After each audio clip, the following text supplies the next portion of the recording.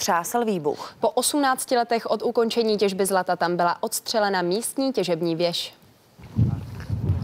Pálíme! Naše!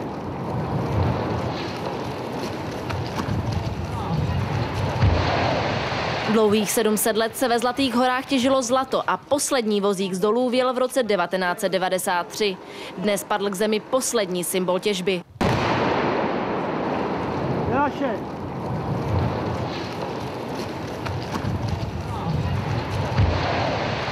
Po bezesné noci si střelmistr mohl oddychnout.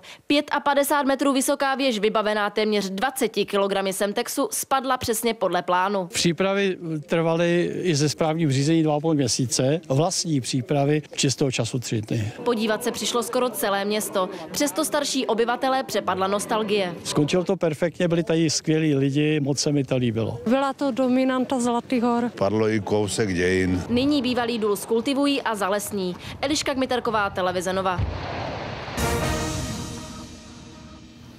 10 milionů korun požaduje po současném senátorovi Jiřím Čunkovi jeho bývalá sekretářka Marcela Urbanová. V médiích prý poškodil její jméno, když ji označil za lhářku. Marcela Urbanová v roce 2007 tvrdila, že si bývalý starosta Vsetína vzal půlmilionový úplatek. Kauzou se zabýval také ústavní soud, který rozhodl, že se žádný trestný čin nestal. Bývalá sekretářka se ale cítí být poškozena a proto na senátora podala žalobu. Tou se teď zabývá ostravský krajský soud.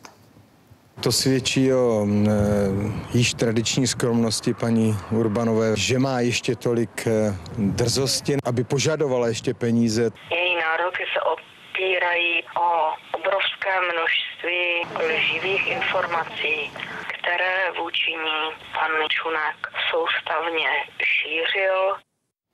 V okolí sídla